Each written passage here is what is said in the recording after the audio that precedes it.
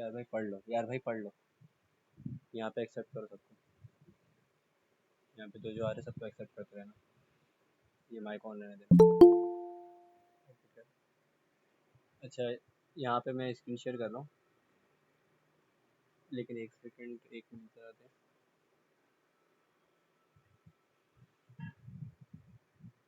WhatsApp की notification of कर दो वरना। अच्छा, जिसकी स्क्रीन शेयर हो रही है मतलब कि जो उन्होंने वीडियो ऑन किया हुआ वो ऑफ कर दें।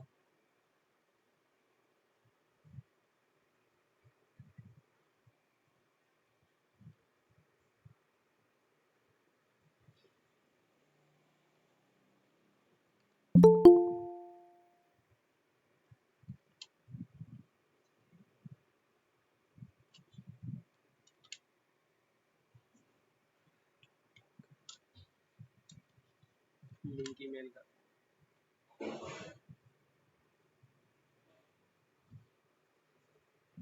नोटिफिकेशन ऑफ कर दो बस, उसके बाद कंटिन्यू करते हैं। ठीक है, अब मैं स्क्रीन शेयर कर लेता हूँ ये वाली।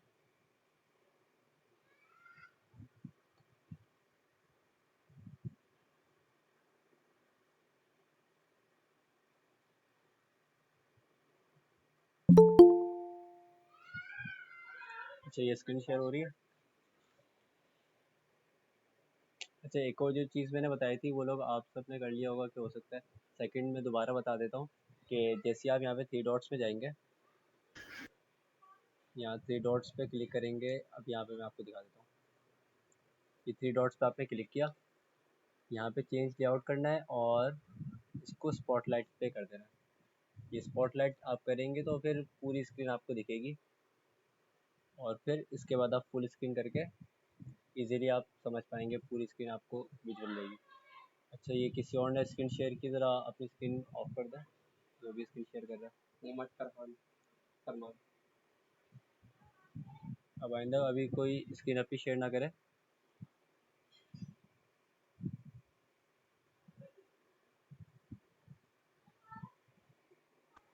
तो दोबारा स्टार्ट करते हैं वहीं से जहाँ से कल किया था।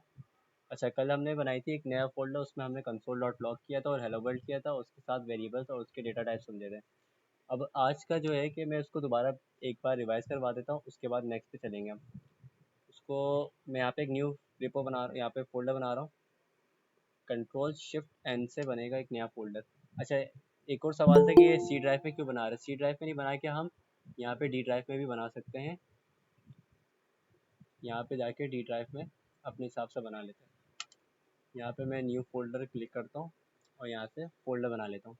अब न्यू फोल्डर का मैं नाम रख देता हूँ क्लास। अब इस फोल्डर को मुझे टर्मिनल पे रन करना है। अच्छा, वैसे एक इसमें एक और नया फोल्डर बना देता है, इसमें क्लास कर देता है क्लास। आज का मैं रख लेता हूँ 1। अब यहाँ पे मैं इसको CMD पे रन करूँगा। ये है एड्रेस बार, इसे एड्रेस बार कहते हैं। यहाँ पे CMD लिखने से ये होता है कमांड प्रॉम्प्ट ऑन हो जाती है इसी डायरेक्टरी में। अच्छा, जो विंडो 11 आया है, विंडो 11 के अपडेट में जब आप यहाँ राइट क्लिक करते हो तो यहाँ पे ऑप्शन आ जाता है ओपन इन टर्मिनल। वैसे इसका दूसरा भी मेरे ख्याल से शिफ्ट दबा के करने से भी आ जाता है अगर ना शो हो तो, लेकिन विंडो 11 का फीचर है तो इस विंडो 10 में नहीं चलता। अच्छा, अब यहाँ पे CMD आ गया। अब मुझे अपना कोड ऑन करना है जो है VS code, visual studio code. जैसे कि कोड लिखने के काम आता है।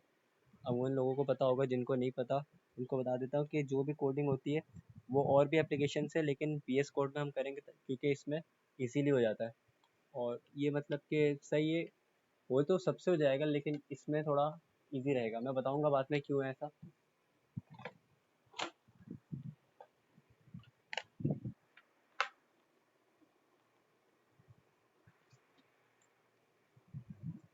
अच्छा, यहाँ पे मैं इसको रख देता हूँ कोड स्पेस डॉट।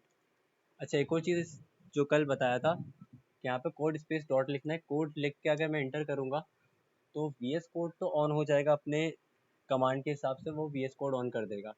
लेकिन जो लास्ट टाइम थी, मैंने फाइल जो सेव की थी, मैं लास्ट टाइम फाइल में वर्क कर रहा था, ये वाली फाइल ऑन हो गई। अभी जो मैंने नया फोल्डर बनाया है वो ऑन नहीं हुआ। तो उसके लिए कोड स्पेस डॉट लगाना पड़ता है। अच्छा, स्पेस और की लग के अगर बगैर में डॉट लगाऊंगा सिर्फ, तो इस टाइप का एरर देगा, क्योंकि ये कोई कमांड नहीं है। तो मुझे स्पेस डॉट लिखना पड़ेगा, कोड स्पेस डॉट, तो ये कमांड रन करेगा। अच्छा, ये कमांड रन करने से देखेंगे कि यहाँ पे एक न्यू फाइल ऑन हो गई है टोटली। अच्छा, यहाँ पे एक और चीज़, इसको यस कर दें। इसके बाद यहाँ पे लिखा हुआ है क्लास 1, ये जो मैंने अभी नया फ़ोल्डर बनाया उसी में ऑन हो गया। यहाँ पे हमें 3 आइकन दिख रहे हैं, न्यू फाइल, न्यू फ़ोल्डर और रिफ्रेश एक्सप्लोरर। तो हमारा काम है न्यू फाइल से। अब हम फाइल के अंदर बनाएंगे एक टाइपस्क्रिप्ट की फ़ाइल। अच्छा, इस फाइल का नाम कुछ भी लिख सकते हैं। अभी फ़िलहाल इनिशियलाइज़ के लिए मैं मेन डॉट टी एस रख रहा हूँ।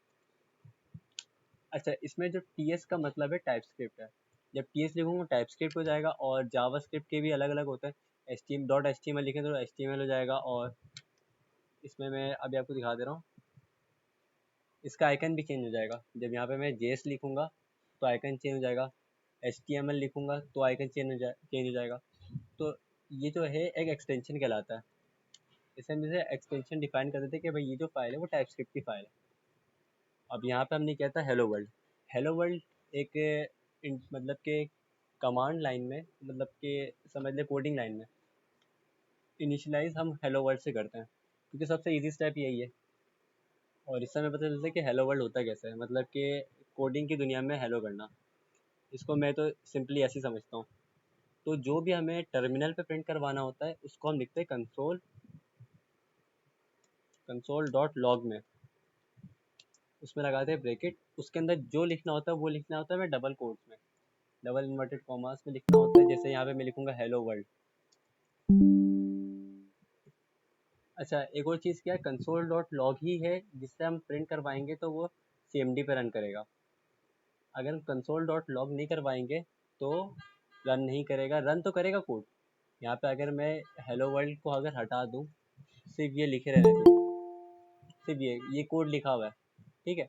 अगर मैं इसको कंपाइल करूँगा, कंपाइल करने के लिए यूज़ करते हैं टीएससी। और जो फाइल है, फाइल का नाम, अच्छा ये चीज़ एक बहुत ज़्यादा ये मिस्टेक कर रहे हैं, अभी भी स्टूडेंट्स कर रहे होते हैं कि यहाँ पे मेन डॉट टी एस जो नाम है ना, जिस नाम पे आपने सेव किया, अब एक कॉन्सेप्ट बन गया main dot T S, sir करवाए तो मेन डॉट टी एस ही होगा। यहाँ पे नाम लिख देते हैं, वो कुछ भी लिख देते हैं, जैसे इंडेक्स डॉट टी एस लिख दिया, जो भी लिख दिया, लेकिन वो ये करते हैं कि main dot T S run करता है।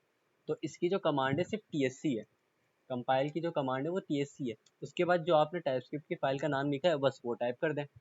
अच्छा, सेकंड चीज़ के इसी में एन एंड लगा के नोट मेन डॉट जेएस लिख दें। अब जब ये मेन डॉट टी एस और कंपाइल होगी तो कंपाइल होकर वो जावास्क्रिप्ट में वो हो जाएगी, कन्वर्ट हो जाएगी। अब जावास्क्रिप्ट की एक और नई फाइल बन जाएगी, और जो टर्मिनल रन करेगा वो जावास्क्रिप्ट की फाइल होगी। जावास्क्रिप्ट की फाइल रन करने के लिए हम इसी में कमांड दे रहे हैं नॉट मेन डॉट जेएस। इसको लिख के रख लें कि जो मेन डॉट टी एस और मेन डॉट जेएस है ये उसी से लिंक है।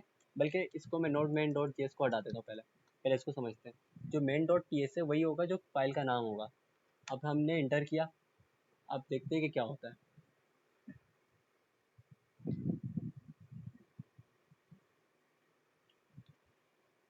अच्छा, यहाँ पे एक जावास्क्रिप्ट की फाइल बन गई, जो कोड मैंने लिखा था वही जावास्क्रिप्ट पे कॉपी पेस्ट हो गया।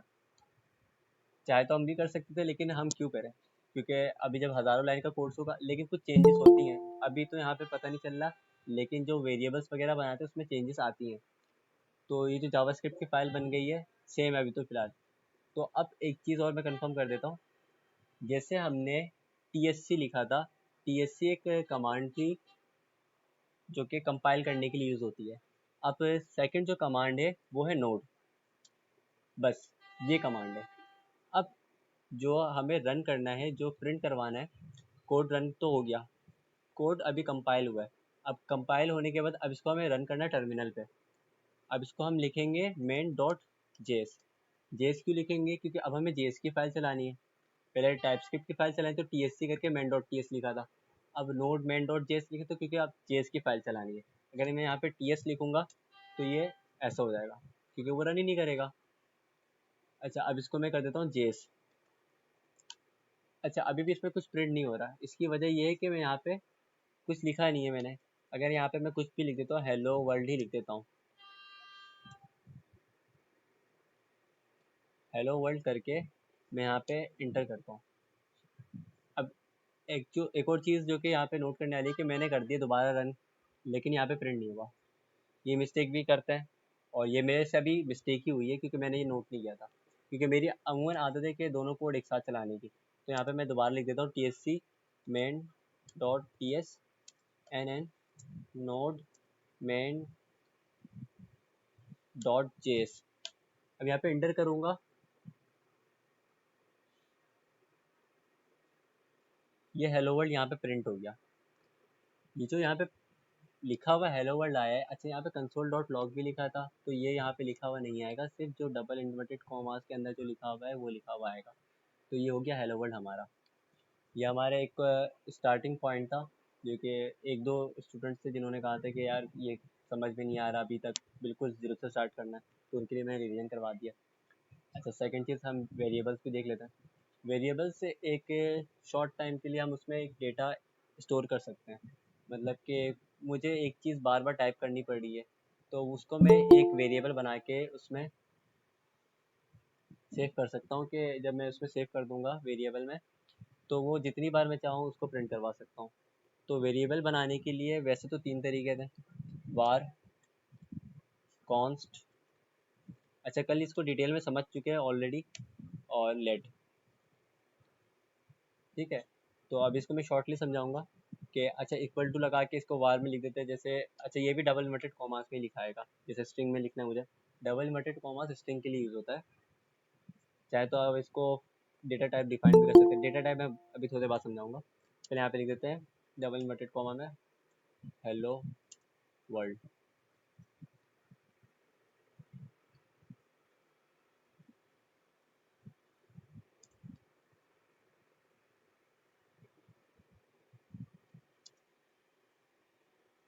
अच्छा, मैंने एक चीज़ और, कि जब भी कोई नया वेरिएबल बनाते हैं उसका नाम डिफाइन करना होता है। जैसे कि मैं यहाँ पे बनाऊँगा किसी भी नाम से बना देते हैं, जैसे कि स्कूल के नाम से बनाते हैं, स्कूल के नाम का वेरिएबल बनाया, ठीक है, वार से बना रहे हैं। तो इसको लिखूँगा मैं आई एम लर्निंग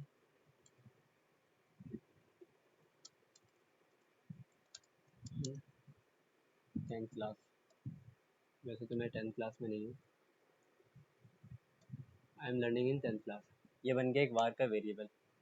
ये वार का वेरिएबल पहले यूज़ होता था, अब नहीं होता, अब है कॉन्स्ट का।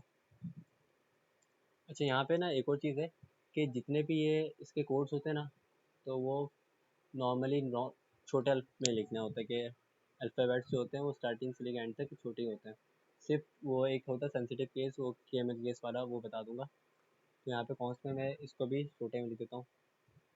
यहाँ पे मैं स्कूल को चेंज करते हैं, अब लिख देते हैं पाकिस्तान, कंट्री, सॉरी, कंट्री लिख देता हूँ। अच्छा, वेरिएबल में मैं इसको भी नॉर्मली लिखूँगा, ठीक है, कंट्री। कंट्री का नेम लिख देता हूँ मैं, ये भी स्ट्रिंग है। स्ट्रिंग तो ज़्यादातर लोगों को पता है कि स्ट्रिंग क्या चीज़ है, नहीं तो मैं शॉर्ट में डिफाइन कर दूँगा। और है लेट। लेट को मैं कर देता हूँ सिटी, इसको मैं कर देता हूँ कराची। अच्छा, अब मेरे पास ये तीन वेरिएबल्स बन गए, ठीक है। अच्छा, मैंने कंसोल डॉट लॉग हटा दिया। अच्छा, मैं इसका कोड ना ग्रुप में भी डाल दूँगा,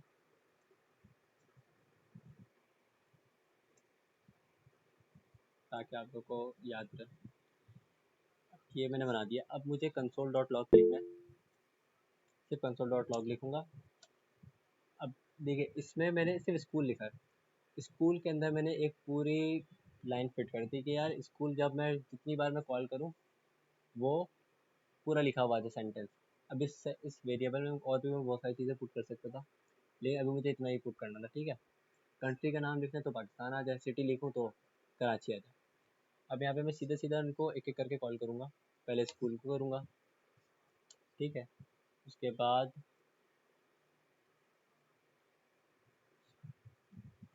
कंट्री,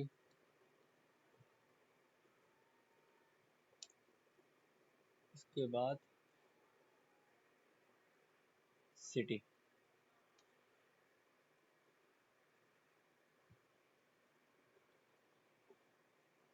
अब वही कोड मैं दोबारा रन कर रहा हूँ।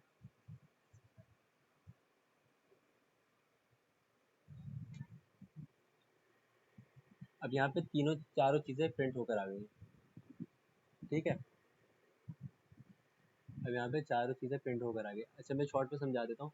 वार जो है वो पहले यूज़ होता था जो कि जावास्क्रिप्ट है। अभी यहाँ पे जावास्क्रिप्ट की फाइल खोलूँगा तो सारे के सारे वार में शो हो रहे होंगे, ठीक है। ये जावास्क्रिप्ट का फीचर था वार, और मेन डॉट टी एच में भी ये हम यूज़ कर सकते हैं। तो इसके बाद ये टाइपस्क्रिप्ट की फाइल में, उसके बाद लेट आया और कॉन्स्ट आया। कॉन्स्ट का ये होता है कि कॉन्स्ट हम दोबारा चेंज नहीं कर सकते, ये कांस्टेंट होता है। मतलब कि अगर मैं इसको कॉन्स्ट को दोबारा चेंज करने की कोशिश करूँ,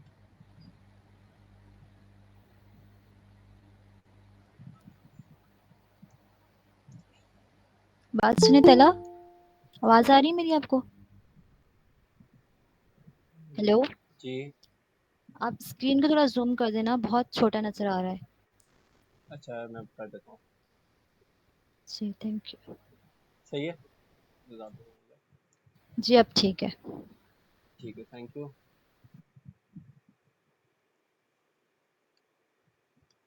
अच्छा ये चीज़ हो गई, ठीक है।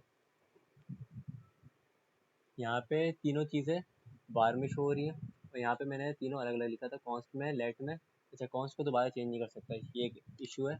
कॉन्स्ट हमेशा कॉन्स्टेबल रहता है, ठीक है। वेरिएबल लिख लेते हैं एक्सपेक्टेड, सही है।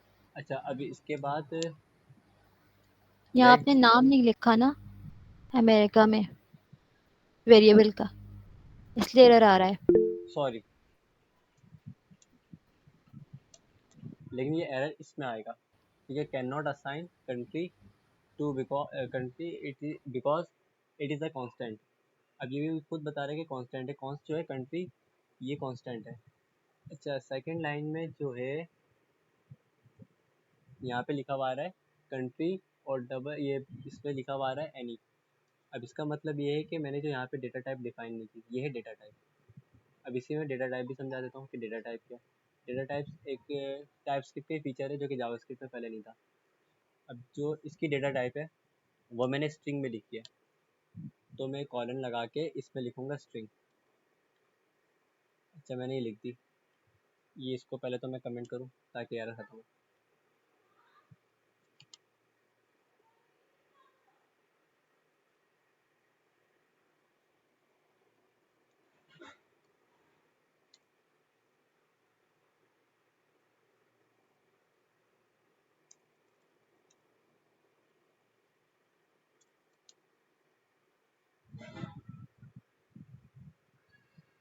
ये एरर किस वजह से आ रहा है? ये आपने किसी और फाइल में भी लिखा हुआ है क्या नाम कंट्री के? नहीं अभी इस फाइल में नहीं लिखा हो, ये इस वाले थोड़ी किसी लाइन। और फाइल में भी होता है ना, तब भी आ जाता है। आप इसको थोड़ा चेंज करें। नहीं नहीं, ये जो थीम दी हुई है ना इसमें आता है इसी तरीके से दिखा था, कुछ टाइम बाद चला जाए। नहीं ये एरर चला गया, वो जावास्क्रिप्ट की फाइल भी साथ ऑन थी ना, तो इसलिए एरर आ रहा। अच्छा अभी सेकंड से स्ट्रिंग लिख दिया मैंने। अब यहाँ पे जो डेटा टाइप, इसको दोबारा मैं कंट्री लिखता हूँ, तो इसको यहाँ पे चेंज नहीं हो सकता, ठीक है। ये तो चीज़ क्लियर है कि कॉन्स्ट जो भी हो जाए कॉन्स्टेबल ही रहेगा।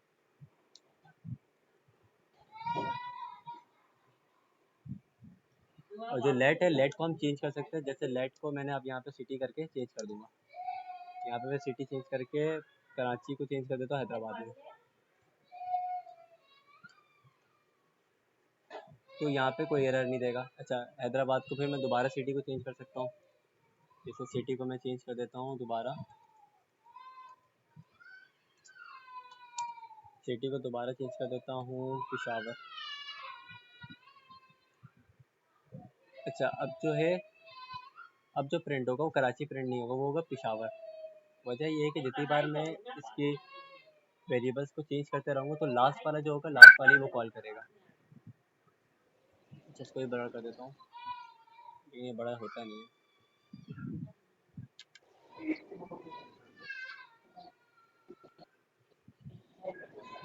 ये बड़ा नहीं होगा। तो ये जो है अब यहाँ पे पिशावर ही प्रिंट हुआ है, सही है। तो मतलब जितनी बार मैं चाहूँ लेट को चेंज कर सकता हूँ। यहाँ पे चार डेटा टाइप्स जो हम नॉर्मली यूज़ कर रहे हैं, सॉरी 3 को हम नॉर्मली यूज़ कर रहे हैं अभी तो फ़िलहाल, जिसमें है एक स्ट्रिंग जो मैंने यहाँ पे लिख दी, सेकंड में मैं कर देता हूँ नंबर, इसको यहाँ पे सिटी को चेंज करके मैं यहाँ पे कर देता हूँ सिटी कोड,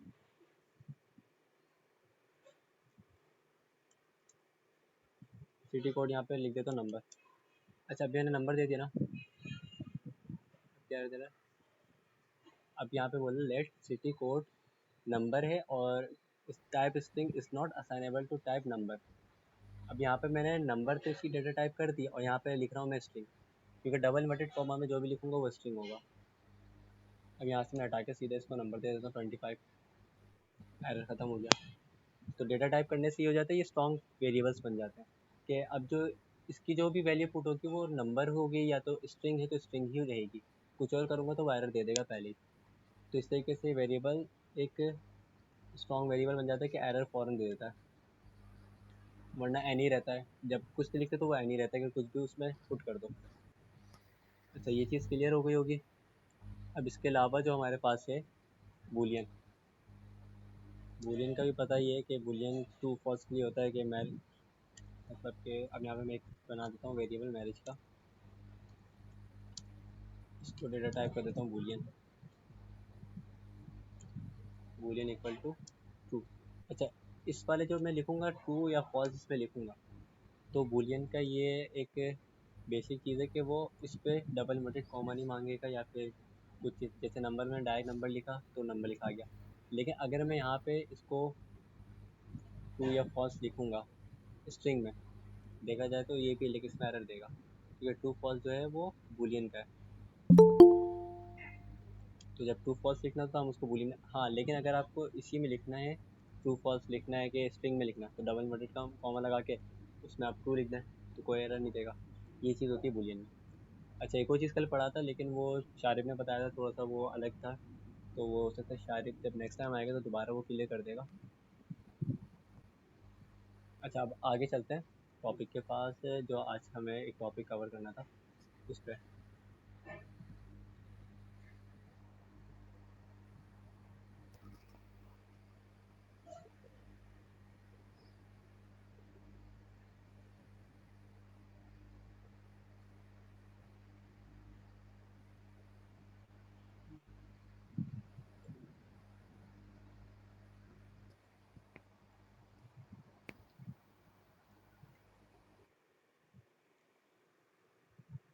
अच्छा यहाँ तक अगर किसी को कोई इशू हो तो वो पूछ ले मैसेज में, या माइक ऑन कर ले अपना।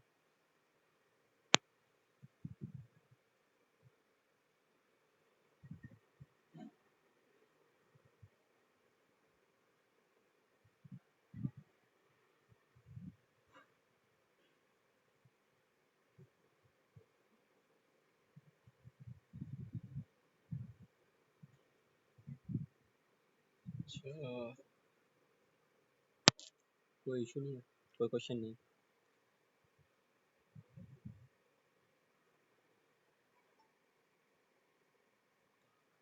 अच्छा वेरिएबल्स हमने कर लिया, केस सेंसिटिव भी देख लिया कि जो कि वो तो कल ही पढ़ लिया था, केस सेंसिटिव की जो यहाँ पे अगर मैं इसको इससे लिखूँगा तो केस सेंसिटिव बन जाता है ये, इसके कुछ इशू आते हैं, कभी कभी एरर्स आते हैं, तो इसको हम यूज़ नहीं करते, नॉर्मली यूज़ करते कैमन केस में।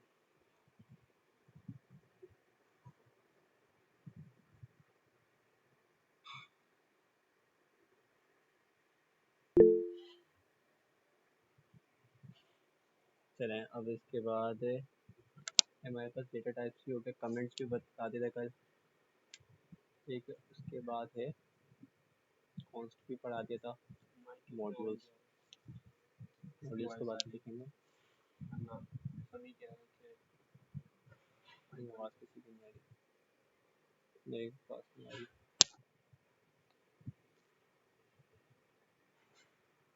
अच्छा एक चीज़ था assignable operators, comparison operators, assignment operators, ये सर ने पढ़ाया था, पर इन सबको मैं कमेंट कर देता हूँ, इसके बाद वहाँ पर स्टार्ट करता हूँ।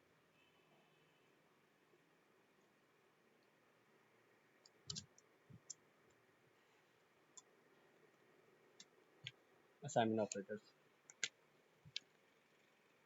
अच्छा, असाइनमेंट ऑपरेटर्स जो होते हैं वो एक तरीके से मतलब एक वैल्यू असाइन कर दी जाती है, ठीक है। उसके बाद उस वैल्यू में हम प्लस माइनस कर सकते हैं। अब मतलब कि एक टाइप का काउंटर का कह सकते हैं। तो उसमें हम जैसे कि एक वेरिएबल बना लेते हैं यहाँ पे, लेट काउंटर के बना लेते हैं काउंटर, इसकी वैल्यू हम कर देते हैं 0। अच्छा, अब इसके बाद जो अब इससे हम नई न्यू असाइन करेंगे काउंटर, ठीक है। ये वेरिएबल दोबारा मैं कॉल कर रहा हूँ, जिससे यहाँ पे मैंने किया था कि वेरिएबल को दोबारा चेंज किया था। लेकिन इस वेरिएबल और उस वेरिएबल में दो चीज़ें फ़र्क है कि वहाँ पे सिर्फ मैंने इक्वल टू लगा के उसकी वैल्यू चेंज कर दी, जहाँ पे 4 कर दिया मैंने अगर, और कंसोल डॉट लॉग में प्रिंट करवाया तो 4 प्रिंट हो जाएगा सिंपली, ठीक है। यहाँ पे 4 प्रिंट हो जाएगा इजीली।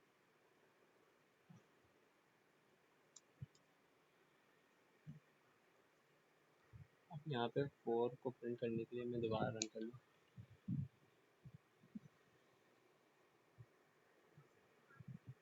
यहाँ पे 4 प्रिंट हुआ।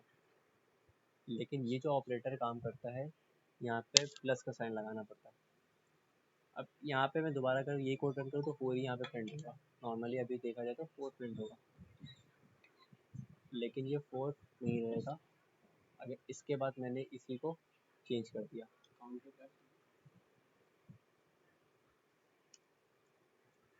मैं दोबारा 4 को लिख दिया,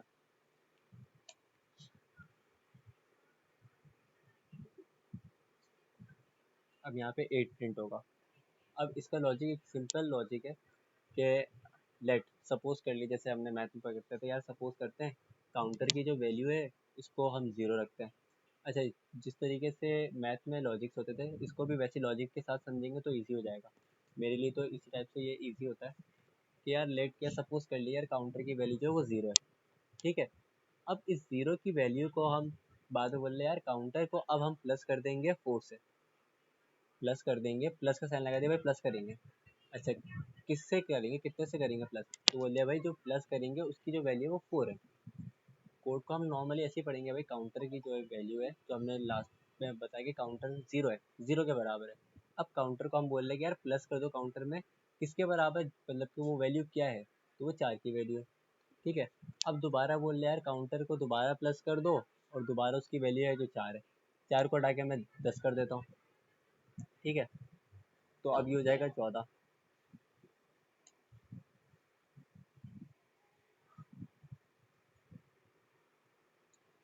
इस तरीके से ये असाइनमेंट ऑपरेटर काम करता है कि हम इसको आगे मतलब कि उसमें जितना चाहे ऐड कर सकते हैं अपने हिसाब से, लेकिन जो उसकी ओरिजिनल वैल्यू है 0 वो इनिशियलाइज रहेगी। अब यहाँ पे अगर मैं 10 कर दूँ, अगर मैंने इसको 10 कर दिया वो तो 10 रहेगा। अब 10 के बाद जो ऐड होगा वो यहाँ पे वैल्यू आएगी, तो यहाँ पे आनी चाहिए 24, 24 है आएगी, ठीक है। तो यहाँ पे वैल्यू जो आएगी 24 है। तो ये इस तरीके से काउंटर जो है असाइनमेंट ऑपरेटर इंक्रीमेंट कहला करता है। अच्छा, एक और चीज़ है इसी में ही, कंपैरिजन ऑपरेटर्स, जो कि वैल्यूज़ को कंपेयर करने के लिए यूज़ होता है। इसको थोड़ा सा मतलब कि समझाने में थोड़ा वो होगा, तो इसको हम बाद में देखेंगे, कंपैरिजन ऑपरेटर्स। इसके अलावा हमारे पास लॉजिकल स्टेटमेंट है। तो लॉजिकल स्टेटमेंट जो है वो एक कंडीशनल एग्जीक्यूशन होती है, मतलब कि कोई कंडीशन बनानी होती है कि जैसे कि इसी में हम कंडीशन बना लें, तो मतलब कंडीशन टाइप, इसको कमेंट करके कंडीशन बनाते हैं। अब कंडीशन बनाने के लिए हमें करना पड़ेगा लेट एज लगता है, एज, जैसे कि मेरी एज है 22 ईयर्स, ठीक है। ये मैंने वेरिएबल बना दिया। अब हमें इसको एक लॉजिकल स्टेटमेंट बनाना, तो जिसने एक एक्सेल यूज़ किया, एक्सेल के फॉर्मूले इफ वाला फार्मूला यूज़ किया, तो उसको पता है कि लॉजिकल स्टेटमेंट किस तरीके से बनती है। तो सिंपली इफ लिखते हैं, उसके बाद जो हमें उसके अब कंडीशन लगानी होती है, कंडीशन लगा ली कि यार एज जो है अगर बड़ी है किससे, 20 से, तो वैसे तो उसमें value if true value if false होती है, लेकिन इसमें जो होता है हम डबल इन्वर्टेड कॉमा लगाते हैं, ठीक है, ये सॉरी कर्ली ब्रैकेट्स लगाते हैं। कर्ली ब्रैकेट्स लगाने का मतलब ये होता है कि अगर इफ एज जो है वो 20 से बड़ी है, मतलब कि 20 की जो मैंने वैल्यू दी है, यहाँ पे वैल्यू में चेंज भी कर सकता हूँ, एक और वेरिएबल बना के मैं नई वैल्यू दे सकता हूँ, चीज़ चेंज हो सकता है, ठीक है। तो ये नंबर लाजमी नहीं, यहाँ पे मैं वेरिएबल से भी पुट कर सकता हूँ। यहाँ पे अगर मैंने एक और वेरिएबल बना दिया माई एज, सॉरी इसको मैं माई एज करता हूँ और इसको कर देता हूँ एज लिमिट, ठीक है, एज लिमिट।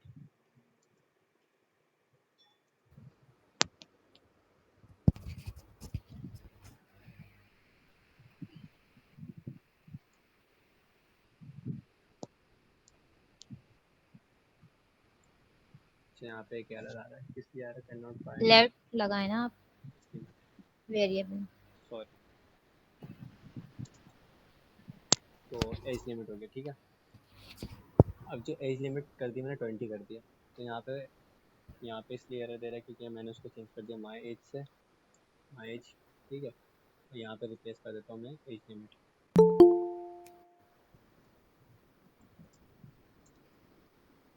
ठीक है, एज लिमिट। यहाँ पे एक और मैंने वेरिएबल लगा दी, ठीक है। अब इसके अंदर जो कुछ भी मैं वैल्यू डाल सकता हूँ, यार कंडीशन लगा दी, ये जो है ये यहाँ तक का कंडीशन था, ठीक है। ये जो मैंने यहाँ से लगाई है इफ से लेके, और ये जो राउंड ब्रैकेट क्लोज हुई है यहाँ तक ये कंडीशन लग गई, ठीक है। अब जिस तरीके से value if true value if false जिन्होंने पढ़ा होगा एक्सेल में, तो उसमें ये होता है कि अगर ये इफ होगा तो मतलब कि इफ जो है वो हो जाएगा ट्रू हो जाएगा, तो आगे की चीज़ चल जाएगी, नहीं तो फॉल्स का हम एक दे देते कि यार फॉल्स पे कुछ मतलब कि एक ऑप्शन दे दिया कि ये कर देना। तो यहाँ पे हम सीधा और कुछ नहीं देते, सीधे देते हैं कि इफ़ लगा दिया, ठीक है। अब इसमें कर दिया कि इफ़ है अगर, तो कंसोल डॉट लॉग करवा देते हैं कुछ भी, या फिर इसको वेरिएबल ही प्रिंट करवा देते हैं console dot log my age, ठीक है, कंसोल डॉट। लेकिन इसमें कोई चीज़ चेंज हो जाती है कि इसके बाद हम एल्स इफ लगा सकते हैं, एल्स लगा सकते हैं, लेकिन अभी हमें यहाँ तक ही रखना है, ठीक है। ये हो गई चीज़ यहाँ तक। अभी हम इसे कोड को रन करेंगे, CLS कर दो जब तक ताकि क्लियर है। यहाँ पे 22 प्रिंट हुआ है, ये मैं चाहता था कि टर्मिनल का थोड़ा साइज बढ़ जाए,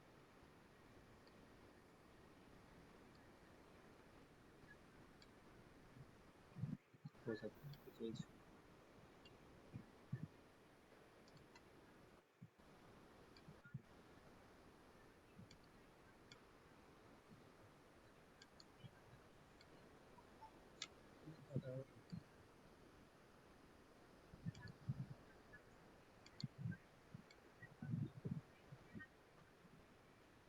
सही,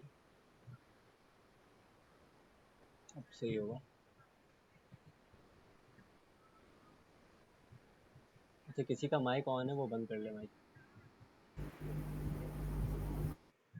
ऐसा ना आपका माइक ऑन है।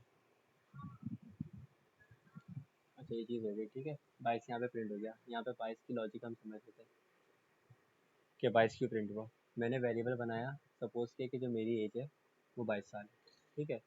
और जो एज लिमिट है किसी चीज़ की मैंने एज लिमिट डाल दी कि यार जैसे कि गाड़ी में जैसे कोई नई गाड़ी आई कि उसमें यार 20 साल के बच्चे बैठ सकते, कोई नया कोई राइड है उसको बोलता है 20 साल से कोई बड़े बच्चे को नहीं बैठाएंगे, ठीक है। एज लिमिट है 20 साल। अब 20 साल की एज लिमिट लगा दी तो एक लिमिट है कि यार इससे ज़्यादा होगा तो नहीं करेगा। अब यहाँ पे मैं एज लिमिट को चेंज भी कर सकता हूँ, ठीक है, मैं एज को चेंज भी कर सकता हूँ। अब कंडीशन हमने ये लगाई कि अगर मेरी जो एज है वो ज़्यादा हो एज लिमिट से, मेरी जो एज है वो एज लिमिट से ज़्यादा, कि एज लिमिट है कि 20 से कम का ना हो, मैंने शुरू में गलत बोल दिया, मेरी जो एज है वो 20 से कम ना हो। अगर 20 से बड़ी है जो एज लिमिट है उससे ज़्यादा है, मिनिमम एज से ज़्यादा है, तो ये जो अंदर का है कंसोल डॉट लॉग, ये एक पूरा एरे बना हुआ है, मतलब एक जो इसके अंदर हमने बना दिया ऑब्जेक्ट, तो ये रन हो जाए, ठीक है। अगर ये नहीं होता, जैसे कि अब यहाँ पे मैं कर देता हूँ कि 22 को हटा के मैं कर देता हूँ 19, ठीक है, 19 कर देता हूँ, तो 19 करने पे ये होगा कि ये कोड ब्लैंक होगा। इसकी वजह ये है क्योंकि जब उसने कोड को रन किया तो उसने देखा कि यार माई एज जो है वो 19 है, उसके बाद एज लिमिट 20 है। अच्छा, ये जब तक वेरिएबल्स को नहीं टच करता जब तक वो स्टेटमेंट को ना पढ़े। वो अब यहाँ पे आए, इसके स्टेटमेंट को पढ़ा उसने कि यार मेरी जो एज है वो बड़ी होनी चाहिए एज लिमिट से, माई एज लिमिट से ज़्यादा होनी चाहिए, ग्रेटर देन एज लिमिट। अगर ये ट्रू होता है, ये जो कंडीशन है ये ट्रू होती है, ये जो इसका जो आंसर आएगा वो आएगा ट्रू में। ठीक है, ट्रू या फॉल्स में आंसर आता है इफ का। तो ये अगर ट्रू होता है तो फिर ये जो कर्ली ब्रैकेट्स के अंदर लिखा हुआ है कोई भी कोड, ये 1000 लाइन का कोड हो, 100 लाइन का कोड हो या 5 लाइन का कोड हो, तो ये रन करेगा। अदरवाइज जब ये फॉल्स हो रही है, अच्छा यहाँ पे कोई चीज़ मैं कर देता हूँ कि यहाँ पे 19 है ना, 19 को मैं हटा के 22 ही रहने देता हूँ, सही है। लेकिन इसको हटा के फॉल्स कर देता हूँ, फॉल्स कर दिया मैंने। अब मैंने वो लिमिट वाला चक्कर ही हटा दिया कि यार कौन ग्रेटर देन है कौन।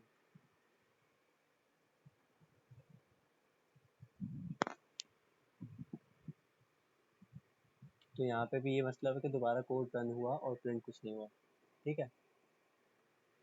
और इसकी वजह ये है कि यहाँ पे जो फॉल्स हुआ है वो मैंने पहले टाइप कर दिया कि यार कंडीशन में फॉल्स होगा, मैंने पहले टाइप कर दिया। अब यहाँ पे मैं ट्रू कर दूँ तो सेम वही कि अब प्रिंट हो जाएगा। अब प्रिंट होने की वजह ये क्योंकि मैंने कंडीशन ही फिक्स कर दी कि वो ट्रू रहेगा। अब वो उसको 19, 20, 25 से कोई फ़र्क नहीं पड़ेगा क्योंकि मैंने उसको ट्रू कर दिया। लेकिन यहाँ पे कंडीशन लगाने ही है तो फिर मैं ट्रू फॉल्स क्यों करूँ? अगर मैं ट्रू फॉल्स करना तो कंडीशन क्यों बनाऊँ मैं? तो सिंपली मैं डायरेक्ट प्रिंट कर सकता हूँ कि ये कंडीशन बनाती इसलिए यार कंडीशन लगा दी कि एज लिमिट, जैसे कि यार आपने लिंक्डइन के अमूमन प्रोफाइल के लोगों के साथ हो रहा है कि 13 ईयर्स के अंडर है तो उनकी प्रोफाइल ब्लॉक हो जाती है क्योंकि उनकी भी एज लिमिट है कि यार 13 ईयर्स के कम के एज को नहीं करेंगे, 18 ईयर्स से कम एज के बच्चों को हम लिंक्डइन नहीं करेंगे प्रोवाइड। तो उसमें भी यही है कि यार जब एज लिमिट उनकी है कि यार 18 होनी चाहिए मिनिमम, कि 18 यहाँ पे होनी चाहिए। और जो जिनकी आईडी ब्लॉक हो रही है लिंक्डइन पे उनकी एज है 17। तो शुरू में तो वो अकाउंट बन जा रहा है क्योंकि जाहिर सी बात है उनका चेकिंग प्रोसेस थोड़ा स्लो है या किसी वजह से, तो उस टाइम पे तो वो हो जा रहा है, प्रोफाइल बन जा रही है। लेकिन जब उसके बाद वो टेस्ट कर रहे हैं तो वहाँ पे ये मसला आ रहा है कि वो ट्रू नहीं हो रहा, फॉल्स हो रहा है, तो वो अकाउंट बैंड हो जा रहा है कुछ टाइम के बाद ही, लगभग 1-2 दिन या 1 हफ्ते बाद। तो ये वही सीन है कि यहाँ पे कंडीशन फॉल्स हो रही है तो फिर ये कोड रन नहीं कर रहा, मतलब कि लिंक्डइन की प्रोफाइल रन उनकी इस्तेमाल में नहीं आ रही। और जब ये ट्रू हो जाएगा तो वो कंडीशन मतलब कि ट्रू होने के साथ ही उनकी प्रोफाइल यूज़ में रहेगी जिससे बाकी सब कर रहे हैं।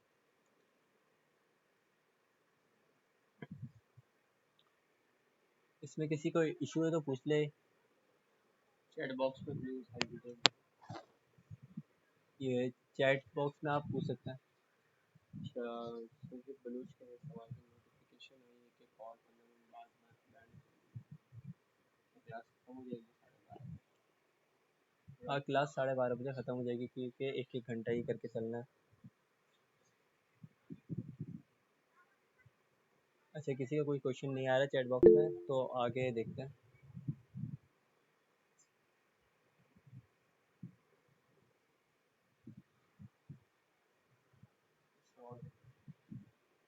किसी का कोई सवाल नहीं है? चलें ठीक है, क्लियर है सबको, कमेंट तो ठीक है कमांड को। अच्छा, मैं सोचा था कि मोड क्या नाम है, जो कैलकुलेटर का प्रोजेक्ट था उसमें कुछ चीज़ें थी लेकिन वो फिर आगे चल के देखनी है, ठीक है।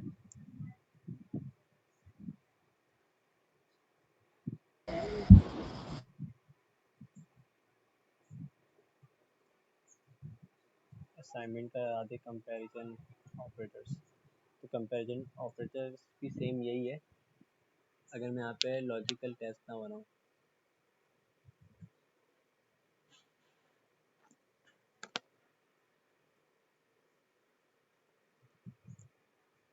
इसके बाद हम लॉजिकल ऑपरेटर्स देख लेते हैं, ठीक है। लॉजिकल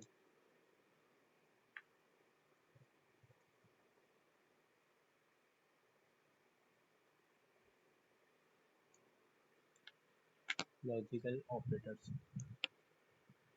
अच्छा, लॉजिकल ऑपरेटर्स यूज़ किस लिए होते हैं? लॉजिकल ऑपरेटर्स वैसे एक तरीके से ये भी एक लॉजिक का काम करते हैं, लेकिन इसमें एक और चीज़ चेंज हो जाती है कि हम इस पर लॉजिक चेंज कर सकते हैं। जैसे यहाँ पे हमने लॉजिक लगाया कि my age equal to greater than age limit, तो यहाँ पे लॉजिक चेंज भी कर सकते हैं कि यार अब दूसरे लॉजिक में लगाना चाहूँ। जैसे कि मैं करता हूँ कि लेट इज स्टूडेंट, स्टूडेंट का वेरिएबल बनाता है इज स्टूडेंट, इसकी मैं वैल्यू डिफाइन कर देता हूँ, बल्कि इसकी वैल्यू नहीं डिफाइन करता, यहाँ पे बूलियन लगाता हूँ। ठीक है, ये बूलियन पे करेंगे। अब एक और बनाता हूँ मैं, लेट इज राइट एम्प्लॉय का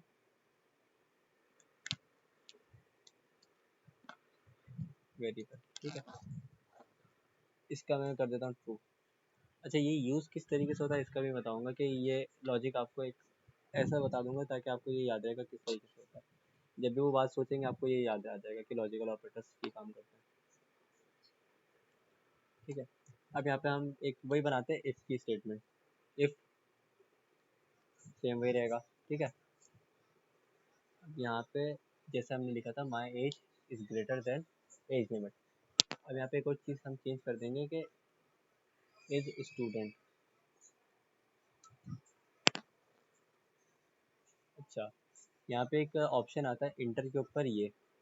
ठीक है, इसका मैं भी बताऊंगा ये है क्या चीज़। ठीक है,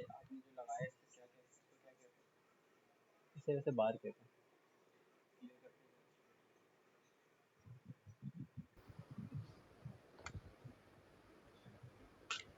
ठीक है, अब यहाँ पे एक स्टेटमेंट मैंने बना ली, उसके बाद यहाँ पे इंटर कर देते हैं, उसके बाद यहाँ पे कंसोल करवा देते हैं, कंसोल डॉट लॉग।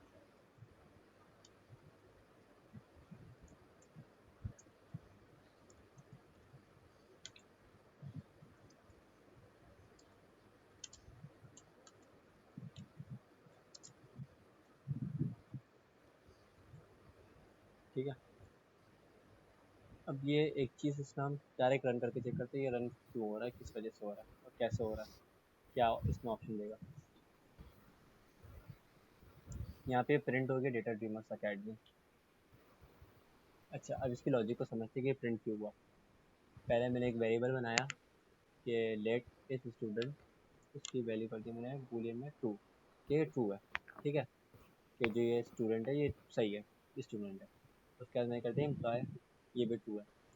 फिर एक कंडीशन बनाई इफ़ की, इसमें मैंने इस स्टूडेंट और ये डबल बार लगा दिए और फिर इसके बाद कर दिया एम्प्लॉय। ऐसे ये काम क्या करता है कि दोनों इसमें सही होने चाहिए। ठीक है, तो और कहते हैं ना जी, प्रोग्रामिंग और भी में। कहते हैं सर, फिलहाल तो और में आने वाला हूँ। और जी, और कहते हैं सर। ठीक है, अभी दोनों ट्रू होने चाहिए तो ये कोड रन करेगा। ठीक है, अगर मैं इसको यहाँ पे फॉल्स कर दूँ तो मतलब कि इस स्टूडेंट और ये स्टूडेंट इसमें से कुछ ना कुछ ट्रू होना चाहिए। ठीक है, अब देखते किस पे ये रन करता है नहीं करता, क्योंकि मैंने एक को कर दिया फॉल्स, अब इस पर भी कर रहा है। ठीक है, अब इसका मकसद ये है कि ये जो और का काम है, और जैसे कि और में लिख देते हैं यहाँ पे। ठीक है,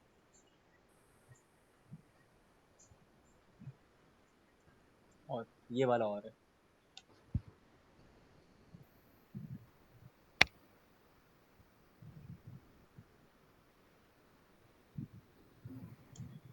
ये वाला ये और है। ठीक है, अगर इस स्टूडेंट जो स्टूडेंट है, और का मतलब ये होता है ना कि या ये ट्रू हो, मतलब कि इसमें तो हम नहीं कर रहे कि my as is greater than age limit, अगर मेरी एज जो है वो एज लिमिट से ज़्यादा हो।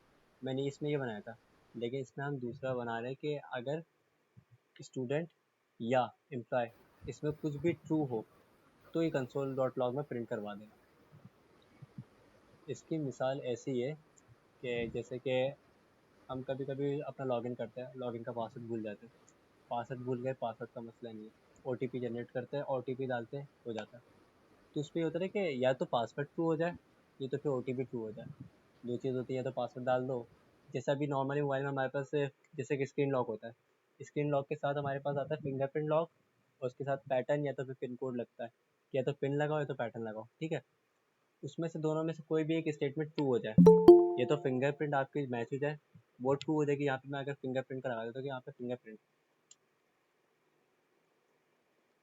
फिंगरप्रिंट ये, या फिर पिन कोड, जो आपके मोबाइल का पिन कोड है, ठीक है।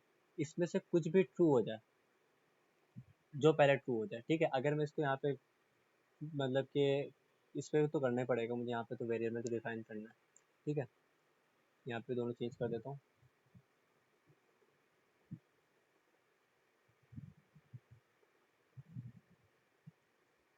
ठीक है। अब इसमें ये समझ में आ जाएगा कि फिंगरप्रिंट या तो वो ट्रू हो जाए, या तो फिर पिन जो है, जो पिन कोड है वो ट्रू हो जाए। तो इन दोनों सिचुएशन में जो है मेरा मोबाइल जो हो जाएगा वो अनलॉक हो जाएगा।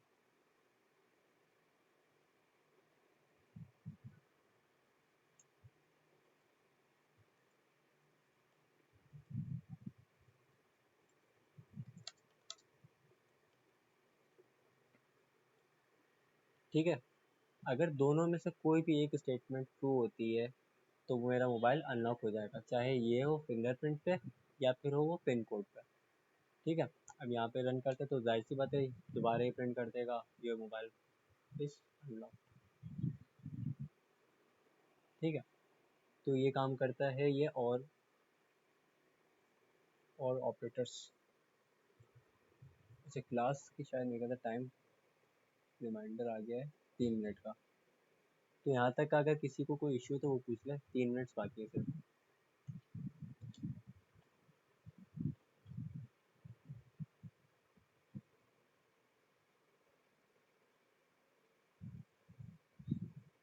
ये अब्दुल समी ने आपने कुछ कहा था क्या? नहीं सर, अब क्लियर है। अच्छा, आपने कहा सही, ठीक है।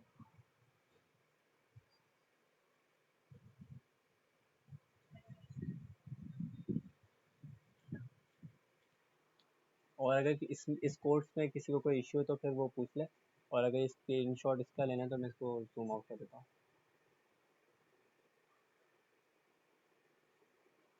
या फिर मैं इस कोड को चैट बॉक्स में प्रिंट कर दे रहा हूँ,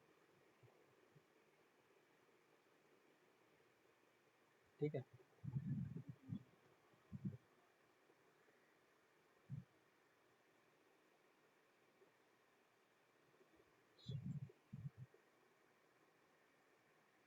यहाँ पे ये मैंने कोड को प्रिंट कर दिया।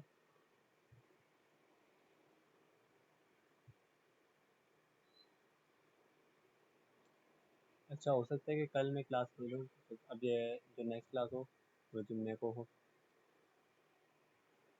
अगर इसमें अभी तक आपको कोई इशू नहीं है तो फिर इंशाल्लाह हम नेक्स्ट टाइम में भी मैं कोशिश करूँगा। अभी तो मैं आज जो मैं क्लास अटेंड किया तो मैं सिंगल था, जो लास्ट टाइम से 2 क्लास अटेंड कर रहा था वो मेरे साथ शायरी बोल रहा था, तो वो क्लास को वैसे ही वो होस्ट कर रहा था, और वो एज अ टीचर वहाँ अपने सेंटर में पढ़ाता भी है, और उसको काफ़ी टाइम हो गया इन सब चीज़ों में। तो मेरे लिए तो अभी ये चीज़ नहीं है, तो इंशाल्लाह मैं अपने आप को और बेहतर करने की कोशिश करूँगा। बाकी अगर कोई मिस्टेक हुई है तो फिर ये है कि मैं उसको और इम्प्रूव करूँगा, और इंशाल्लाह नेक्स्ट क्लास इससे अच्छी होगी। Thank you Zoheb. ठीक है, आप लोग जो है अपने एक रिक्वेस्ट है कि आप लोग जो व्हाट्सएप चैनल है उसमें ज्वाइन हो जाए, क्योंकि मुझे भी सबको सेपरेटली मैसेज करना पड़ता है ब्रॉडकास्ट में, तो अमूमन किसी के पास मैसेज पहुंचता है, किसी के पास नहीं पहुंचता। तो इस वजह से मेरे मोबाइल में भी थोड़ा इशू हो जाता है कि काफ़ी सारे मैसेज हो जाते हैं एक साथ, तो इसलिए आप लोग व्हाट्सएप चैनल जो है उसको ज्वाइन कर लें। फिर इंशाल्लाह हम फिर जो नेक्स्ट क्लास करेंगे तो फिर उसके आपको नोटिफिकेशन उसी में मिल जाएगी। थैंक यू, अपना ख्याल रखिएगा। क्लास के वैसे भी एंड हो चुकी है, तो यहाँ पे टाइमर भी आ गया है। ओके, अल्लाह हाफिज़।